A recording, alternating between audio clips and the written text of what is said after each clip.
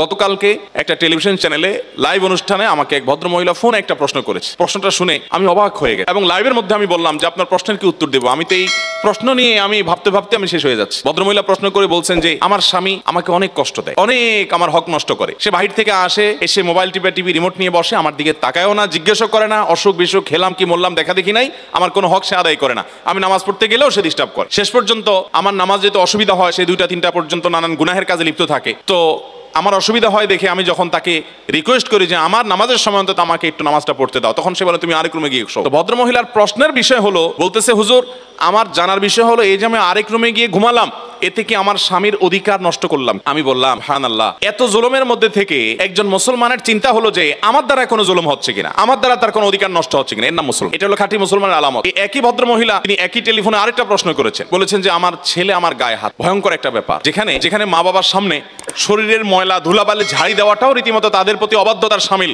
গুনাহের শামিল। কোন সাহাবী সেমনটি বলেছে, সেখানে মার গায়ে হাত তোলে এক কুলাঙ্গার সন্তান। তিনি বললেন যে আমাকে প্রচন্ড আঘাত করার পর আমি কেঁদেছি কষ্টের, যেহেতু কষ্ট হয়েছে সেজন্য আমি কাঁদলাম, আমার কাদার কারণে আমার সন্তানের কোনো ক্ষতি হবে কিনা, এই হলো প্রশ্ন। আমি বললাম যে আপনার এই প্রশ্ন থেকে আমাদের সবার শেখার আছে যে মুসলমান নিজের দায়িত্ব, নিজের যে অধিকার সেটা যদি পেতে তার কোনো প্রকার তাকে সেটা আদায় করতে কেউ ত্রুটি বিচ্যুতি করেও, যে আমার অধিকার কেউ আদায় করছে না, ত্রুটি বিচ্যুতি করছে, অন্যায় করছে, সে দেখবে যে আমার দ্বারা কারোর অধিকার নষ্ট হচ্ছে কিনা, এর নাম হলো মুসলমান। আমরা আজকাল সবাই অধিকার সচেতন, তো কর্তব্য সচেতন। ভালো মুসলমান হতে হলে আপনাকে কর্তব্য সচেতন হতে হবে, দায়িত্ব সচেতন হতে হবে যে আমার দ্বারা কারোর জন্য হক নষ্ট। নবী করিম সাল্লাল্লাহু আলাইহি সাল্লামের কাছে একবার বলা হলো, ইয়া রাসূলুল্লাহ ফুলানা, আমাদের এখানে একজন মানুষ আছেন, তিনি অনেক ইবাদত বন্দেগী করেন, খেয়াল করবে ওই মানুষটা অনেক কি করে, অনেক নফল রোজা রাখে, অনেক নফল নামাজ পড়ে, প্রচুর ইবাদত বন্দেগী করে, ওনার ইবাদত বন্দেগীর কোনো ঘাটতি নাই, কিন্তু তিনি তার প্রতিবেশীকে কষ্ট দেয়, প্রতিবেশীর সাথে সম্পর্কটা ভালো না। নবী করিম সাল্লাল্লাহু আলাইহি সাল্লাম বলেছেন হিয়া ফিন্নার, তিনি জাহান্নামে যাবেন। তার ব্যক্তিগত আমল ইবাদত যত ভালো হোক, তিনি নফল রোজা করেন, নফল নামাজ পড়েন, এত কিছুর পরও প্রতিবেশীকে যদি কষ্ট দেয় তো নবী সাল্লাল্লাহু আলাইহি সাল্লাম বলেছেন সে জাহান্নামে যাবে। এরপরে বলা হলো ইয়া রাসূলুল্লাহ, আরেকজন আছে যিনি মৌলিক মোটা 5 ওয়াক্ত ফরজ নামাজ পড়েন, অতিরিক্ত নফল নামাজ পড়তে সুযোগ পান না, তিনি হারাম কাজগুলো থেকে বেঁচে থাকেন, অন্যান্য ছোটখাটো অন্যান্য নফল আমলগুলো করার সুযোগ পান না, কিন্তু তার দ্বারা কোনো মানুষ কষ্ট পায় না। প্রতিবেশীর ব্যাপারে তিনি খুব অ্যালার্ট থাকেন যে আমার দ্বারা কোনো কষ্ট আমার প্রতিবেশীর হচ্ছে কিনা। নবী সাল্লাল্লাহু আলাইহি সাল্লাম বলেছেন এই লোকটা জান্নাতে যাবে। মোহতারাম হাজরিন, নবী রাসূলুল্লাহ সাল্লাল্লাহু আলাইহি ওয়াসাল্লাম আরো বলেছেন একজন মানুষ আরেকজন মানুষের সাথে চুপে কানে কথা বলছে, কানে মুখে কথা বলছে, এই যে কানাঘুষা করছে, সেখানে আরো একজন মানুষ আছে, তার কাছ থেকে লুকিয়ে এই দুইজন যে কানাঘুষা করছে, নবী করিম সাল্লাল্লাহু আলাইহি সাল্লাম বলেছেন এই কাজটা করার কারণে ওই লোকটার কষ্টের কারণ হলো, এবং এটা গুনাহের কথা, এটা কোনো নাজায়েজ কথা না, এটা কোনো জায়েজ কথা না যে আপনি দুজন মিলে কোনো এক জায়গায় কানাঘুষা করবেন, সেখানে তৃতীয় আরেকজন আছে, তাহলে লোকটা মনে কষ্ট পাবে যে আমার থেকে তারা গোপন করছে, কি এমন কথা। যদি আপনার কানাঘুষা করতে হয় তো এমন কোনো জায়গায় চলে যান যেখানে এরকম কোনো মানুষ নেই যিনি মনে কষ্ট পেতে পারেন, তাহলে আপনার কোনো আচরণ দ্বারা কারো কষ্ট হতে পারে, এটাও আপনার গুনাহের কারণ হবে, আপনি টেরই পাচ্ছেন না আপনার আমলনামায় গুনাহ লেখা হচ্ছে।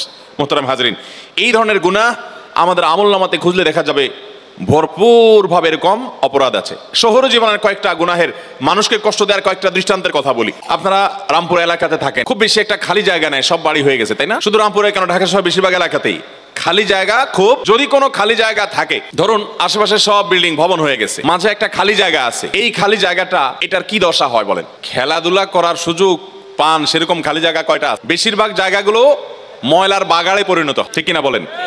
একজন মসজিদে যাচ্ছে ফজরের নামাজ পড়ার জন্য, 5 ওয়াক্ত নামাজের মধ্যে সবচেয়ে গুরুত্বপূর্ণ নামাজ আসর এবং ফজরের নামাজ। মুনাফিকের খাতা থেকে নাম কেটে যায় ফজর এবং এশা যে পড়তে পারে, আর ফজর এবং এশা যার জন্য পড়া কষ্টকর, মুনাফিকের লক্ষণ তার ভিতরে আছে। একটা মানুষ যখন ফজর নামাজ পড়তে যায়, সে তো সমাজের এলিট শ্রেণীর মুসলমান, প্রিম মুসলমান, সেইটা আপার ক্লাসের মুসলমান। এই আপার ক্লাসের মুসলমানটা ফজর নামাজ পড়তে যাওয়ার সময় অনেক সময় দেখা যায় কোনো মানুষকে, আমি তো বহু দেখেছি ঢাকায়, যে আপনার ময়লার পলিথিনটা বাসা থেকে নিয়ে উনি ফজর নামাজ দিকে যাচ্ছেন, যাওয়ার সময় নিজের বিল্ডিং এর সামনে একটা খালি জায়গা আছে, উপর থেকে ছুঁড়ে ফেলে দিলেন খালি জায়গা দিয়া, উনি বিসমিল্লাহ বলে ছুটছেন হয়তো, আবার এরপর তিনি মসজিদে চলে গেলেন। এরকম মুসলমান আমাদের সমাজে খুব অল্প না অনেক বেশি। এই যে কাজটা করলাম, কাজটা কি হালাল হলো না হারাম হলো?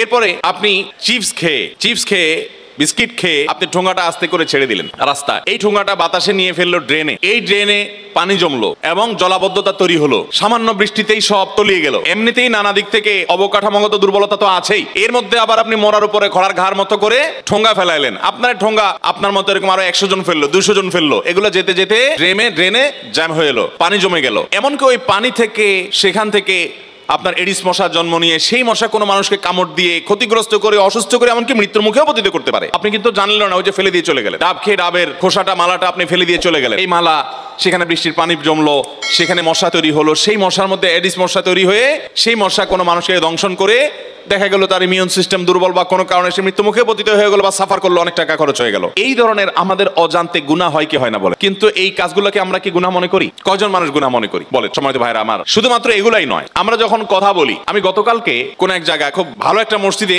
সালাত আদায় করেছিলাম, তো দেখি যে সেই মসজিদের একজন নিয়মিত মুসল্লি, মাশাআল্লাহ খুব লম্বা দাড়িও আছে, পাঞ্জাবি গায়ে আছে, মাথায় টুপিও আছে, বোঝা যাচ্ছে উনি প্র্যাকটিসিং মুসলমান। ওনার কোন একটা সমস্যা নিয়ে উনি ফোনে আলাপ করছেন, দুনিয়াবী সমস্যা, এমন জোরে জোরে আওয়াজ করছেন যে আশেপাশে মানুষের নামাজের কেরাত ভুলে যাওয়ার উপক্রম। এই ধরনের ঘটনাগুলো আমাদের সমাজে এত বেশি হয় যে আমরা এগুলো খেয়ালই করি না যে আমার দ্বারা আরেকটা মানুষের কষ্ট হচ্ছে বা কষ্ট হতে পারে।